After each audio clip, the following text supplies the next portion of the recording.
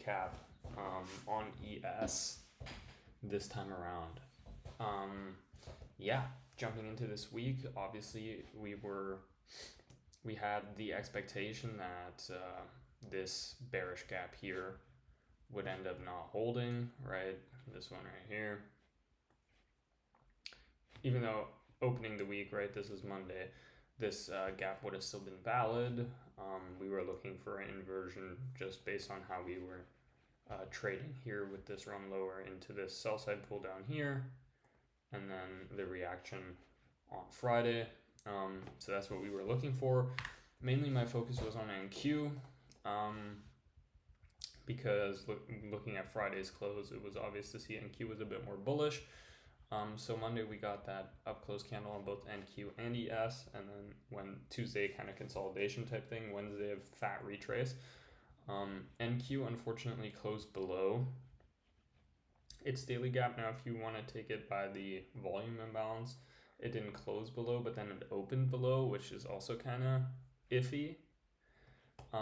But same time, ES, even closed around consequent encroachment, right? Like I think probably above it on Tuesday. No, just barely below it, but like around CE of the gap on ES. And if we were to draw this down to here, it would be even more the case.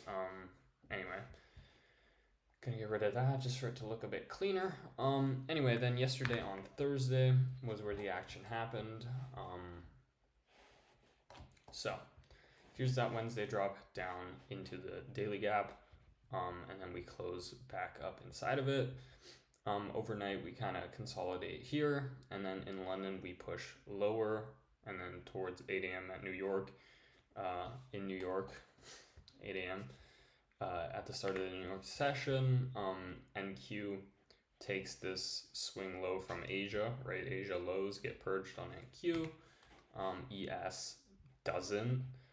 So that's our SMT right here, right? It doesn't necessarily have to be down here on the lowest point. It can also be somewhere like here.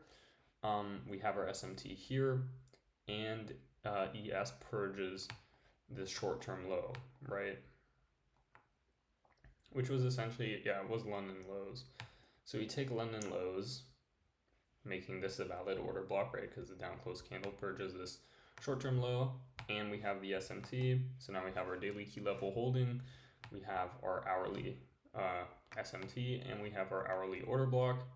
We close above there at 9 a.m. with a beautiful bullish candle, and then, I mean, it doesn't get much cleaner than that, right? We run back all the way down, tap the order block, and then we go and we hit TP, and then overnight we've now reached up and continued into the external. Probably making a run to those all-time highs again, and Q is even closer. It's basically there, which is interesting because we do have CPI later today. This is recorded Friday morning in morning for me, which is London. So it's like Friday night New York time, right? 3:42 a.m. down there on the clock to be seen.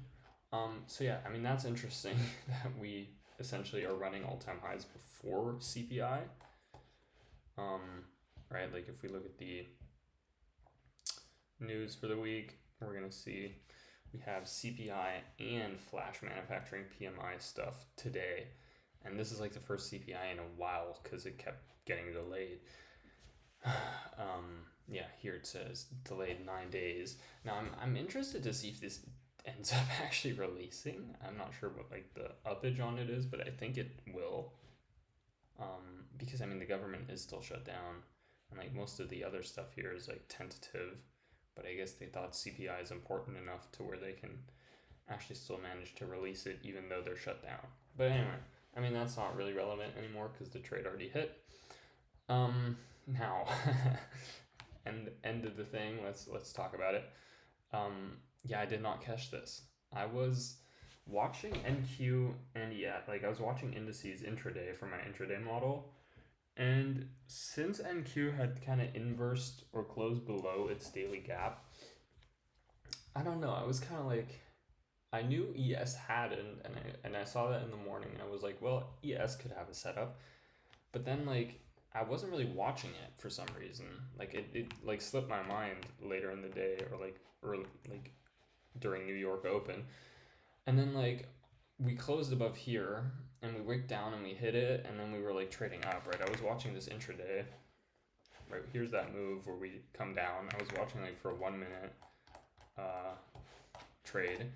And like at some point after that initial 1 minute reaction back higher out of there, I was like, wait a second. That isn't that a valid swing? And I was like, oh shit. Yeah, that is a valid swing.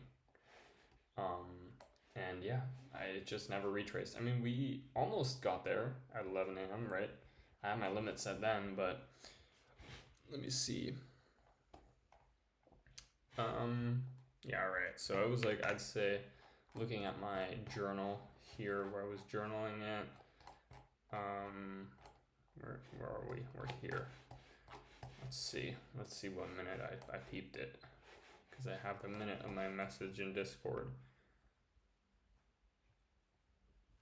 So around here is where I was like, wait a second. Yeah, but then we never went back down quite far enough. Almost did here. That would have been peak, but yeah, it's unfortunate, right? I'm still journaling this trade, obviously, as it is the model. And the model delivered picture perfectly. Yeah, I mean, I haven't missed a trade in a while, so like I feel like this is the longest I've gone without like missing a trade setup that is valid, but it happened, and I think, you know, if I don't want it to happen again in the future, I gotta always keep fucking making these accountable, making these videos, holding myself accountable, not acting like I caught it, right? No stupid shit, even in the fucking journal, just mention, you know, I've valid setup, I missed it, I fucked up, and I have to do better. Anyway, but yeah, clean ass setup here.